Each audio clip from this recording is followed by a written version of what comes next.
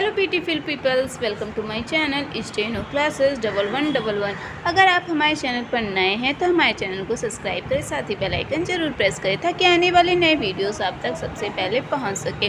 और अगर अभी तक आपने प्लेलिस्ट चेक नहीं की तो एक बार प्लेलिस्ट जरूर चेक कर लें। आपके अकॉर्डिंग उसमें डिक्टेशन, आउटलाइन, टफ वर्ड, सब चिन्ह और क्लासेस अवेलेबल हैं। तो चलिए डिक्टेशन शुरू करते हैं। काउंटडाउन 3 के बाद डिक्टेशन शुरू हो जाएगा। आप तैयार हो जाइए। 1 2 3 स्टार्ट।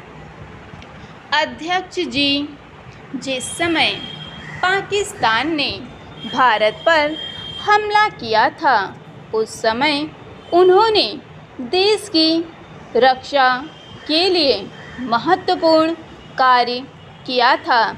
इसके साथ ही मैं मंत्री महोदय को यह भी स्मरण दिलाना चाहता हूँ कि शायद उन्होंने इस पर ध्यान नहीं दिया कि इस बार जो राष्ट्रीय पुरस्कार मिले हैं उनमें रेलवे प्रशासन को केवल 2 ही प्राप्त हुए हैं, जबकि मैं ऐसा मानता हूँ कि हमारी सेना के बाद अगर किसी ने युद्धकाल में सराहनीय कार्य किया है तो वह रेलवे प्रशासन अथवा रेलवे कर्मचारी और अधिकारी हैं।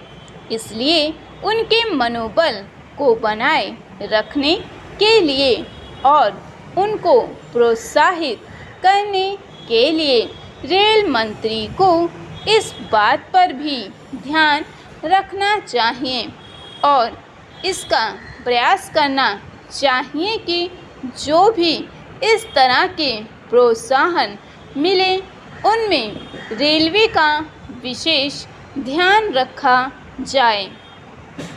रेल मंत्री महोदय ने अपने वक्तव्य में भी रेलवे कर्मचारियों की प्रशंसा की है या उनको प्रोत्साहन दिलाया है, लेकिन यह प्रोत्साहन शांति काल में भी बना रहना चाहिए।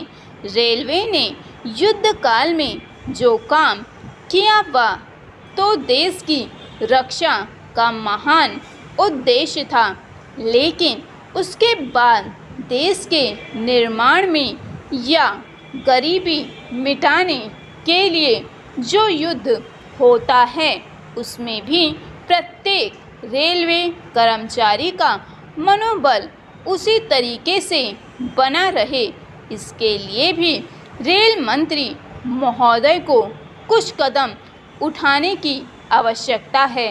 मैं ऐसा मानता हूँ कि वह किसी भी तरीके से करे, उनका तरीका कुछ भी हो, लेकिन उनको यह करना चाहिए कि जितने भी रेलवे कर्मचारी हैं, जो भी रेलवे को मुनाफा हो उसमें वह साझेदार हो, चाहे आप उनको बोनस के रूप में दें, चाहे किसी और तरीके से दें, लेकिन हर वर्ग के रेलवे कर्मचारी को मालूम होना चाहिए कि यदि वह देश के निर्माण के संबंध में ठीक तरह से काम करेगा तो उसको पुरस्कार के रूप में या वेतन के अंश के रूप में अपने वेतन के अलावा पैसा मिलेगा।